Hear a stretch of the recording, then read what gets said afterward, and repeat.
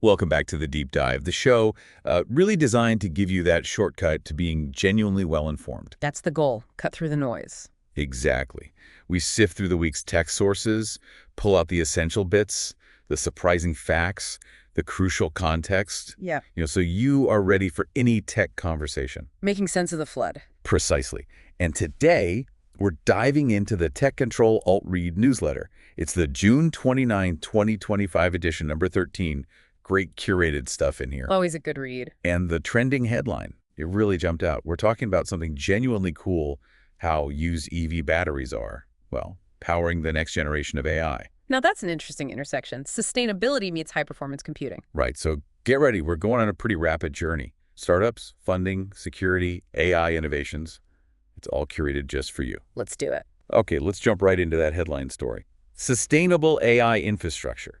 AI data center powered by used EV batteries launches in Nevada. This feels, I don't know, significant. It really does. So the details.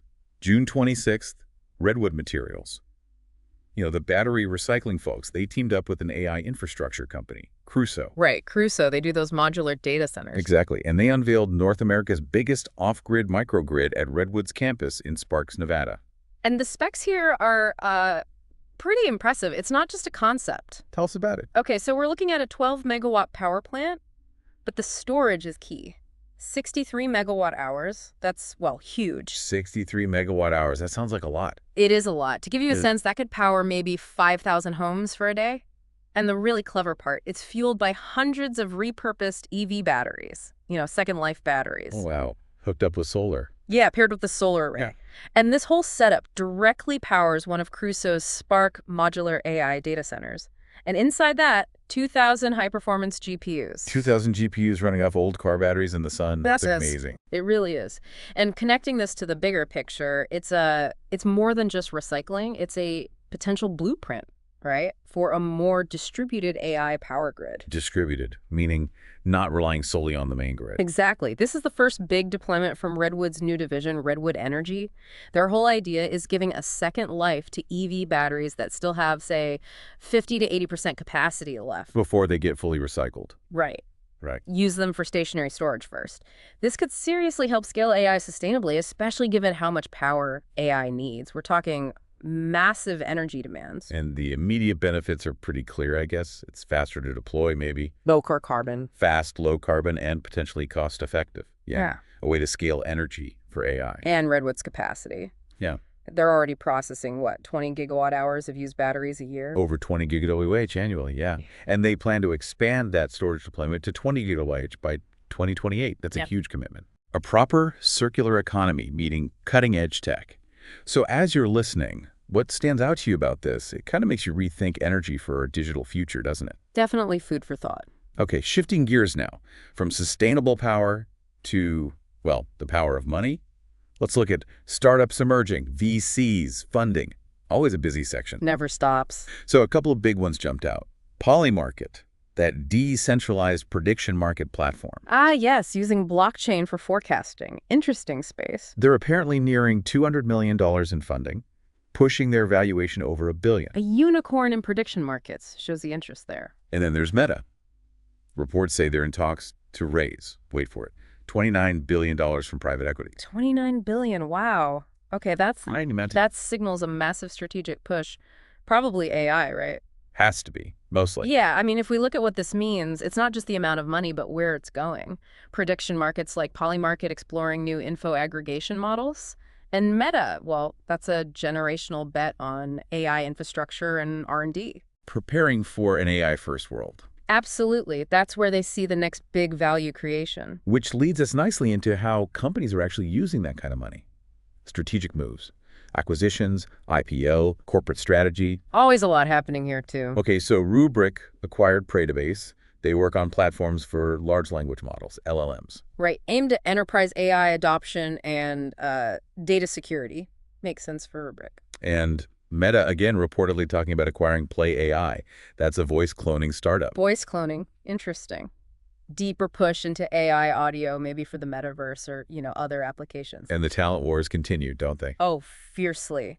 Look at Meta hiring those 4 top researchers straight from OpenAI. 𝐭𝐩𝐤𝐬𝐲, 𝐿 Hongyu Ren. That's a significant move. Poaching top talent. Pretty much. Yeah. But OpenAI isn't standing still either. They grabbed the team from Crossing Minds, an AI recommendation startup. So it's a real battle for brain power. Absolutely. It just highlights how intense the competition is, not just for products, but for the core intellectual property and the specific expertise needed to, accelerate their AI roadmaps. It's a high-stakes race. Okay, let's zoom right into the tech itself. Tech, AI, and then tech general apps. The pace here is just relentless. It really is. In AI, Salesforce CEO Mark Benioff said AI now manages up to half their workload, 50%. 50%. That's huge internal adoption. Shows AI isn't just a product, it's becoming operational. And on the consumer side, Google launched Doppel. It's for virtual outfit visualization. Trying on clothes virtually, that could really change online retail. Definitely. No more guessing if it fits, maybe. We'll see. But yeah, what's fascinating is just how broad AI integration is becoming. Internal ops at Salesforce, consumer apps like Doppel, it's hitting every sector, practical stuff alongside the headline grabbers. And speaking of the foundations, right? Let's look at cloud and, well, the inevitable partner, security. Yeah, you can't really talk about one without the other these days. So in cloud, hyperscalers, the big cloud providers, their build-outs are set to totally dwarf private enterprise data centers. They're projected to control over 60% of global compute by 2030. 60%? That's a massive consolidation of computing power. A real tectonic shift, like you said. And a strategic partnership. HPE and Accenture are teaming up to streamline something called agentic AI deployment, specifically for financial services, using private cloud solutions. Agentic AI. So AI systems that can act more autonomously to achieve goals, right? Not just responding to prompts. Interesting application in finance. And the flip side? Security. Always a battle. Always. We heard about gifted crook malware. Apparently it's evolved into a pretty sophisticated intel gathering tool. Not good. More sophisticated threats emerging all the time. But on a positive note, maybe. Microsoft and CrowdStrike are actually working together to standardize naming conventions for APTs. Advanced persistent threats. Yeah, standardizing names sounds small, but it actually helps a lot with global threat intelligence sharing and response. Good move. So bigger cloud, smarter AI. Bigger risks. Pretty much. The rapid expansion inevitably brings escalating security challenges. More critical stuff in the cloud, more AI. It just increases the attack surface. It's that constant cat and mouse game. Innovation on both sides. Okay, let's get down to the absolute basics. Hardware, semiconductor chip industry. This is where the AI muscle is built. Absolutely fundamental. No chips, no AI revolution. So Google made a deal with OpenAI to use Google's TPU chips. Tensor processing units. Google's custom AI chips. Interesting collaboration, given they're also competitors in some ways. Shows the demand for specialized hardware. And another battery story. Nascent Materials came out of stealth. They've got tech to make LFP batteries, lithium iron phosphate, more efficient and cheaper. LFP. Yeah, common in EVs and storage, so more battery innovation. It ties back nicely to that Redwood story, doesn't it? Making the whole ecosystem more efficient. It really does. And, this whole hardware space, it just raises that question about the foundational race in AI. It is the chips. Everyone wants the best processing power for these huge AI computations, whether it's designing their own, like Google's TPUs, optimizing existing ones like NVIDIA does, or just securing access. Hardware breakthroughs are critical. Right. Let's shift over to fintech. Always buzzing. Finance and tech, always merging in new ways. Pfizer, big traditional finance player, announced a stablecoin initiative. Okay, that's significant. Shows traditional finance really leaning into crypto adoption, bridging that gap. And Katie Han from Han Ventures, she's really championing stablecoins and digital dollars, pushing that future of finance idea. Yeah, you're seeing it from both sides, aren't you? Established players like Pfizer's moving in, and then advocates like Katie Han pushing the boundaries with digital assets. It's an accelerating fusion towards a more digital financial world. Definitely feels like it. And just quickly, let's mention the community aspect. Conferences, events, and podcasts, vodcasts, always important for sharing ideas. Absolutely. It's where the conversation happens. Yeah, like HPE Discover just wrapped up. The AI Summit in SF was ongoing. And podcasts. Always good stuff. A16Z's talking AI and healthcare. TechCrunch asking if OpenAI can replace Microsoft. The big questions get debated. Exactly. These forums, big conferences, or niche podcasts, they're crucial hubs. Learning, sharing, networking. It's how the industry moves forward. It's a constant living conversation. Okay, time for our practical tech tip of the week, something you can actually use right now. Let's hear it. Ever talk to a chatbot late at night and wonder, is this thing learning from my weird ramblings? Good question. Well, if you don't want chatbots using your chats for AI training, here's the tip. Dig into the privacy settings. Seriously, look for options like data controls, or maybe improve model and just opt out. Simple but important. Take control of your data. Exactly, your digital footprint. And this really brings up that fundamental issue of digital privacy and control, doesn't it?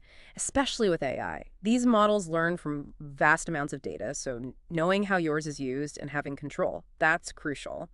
Opting out is a key step. So wrapping this all up, what does it mean? We dove into the Tech Ctrl+Alt+Read newsletter, saw that incredible sustainable AI data center using EV batteries, A real highlight. explored the funding frenzy, the AI talent wars, the constant security vigilance needed. The whole dynamic landscape. The relentless pace of AI innovation seems to be the main thread, right? I think so, but as AI gets woven into everything, the real challenge isn't just building it, it's building it responsibly. Considering its energy use, how it handles our data. Responsibility alongside innovation. Precisely, and the question for all of us as users, as citizens, is maybe, how do we make sure that responsible growth actually keeps pace with this incredibly rapid innovation? That's something to chew on. Definitely something to think about. Thank you for joining us on this deep dive. Keep exploring, keep asking those questions, stay curious. Being well-informed really is your superpower in this tech world. Stay curious. We'll catch you on the next deep dive.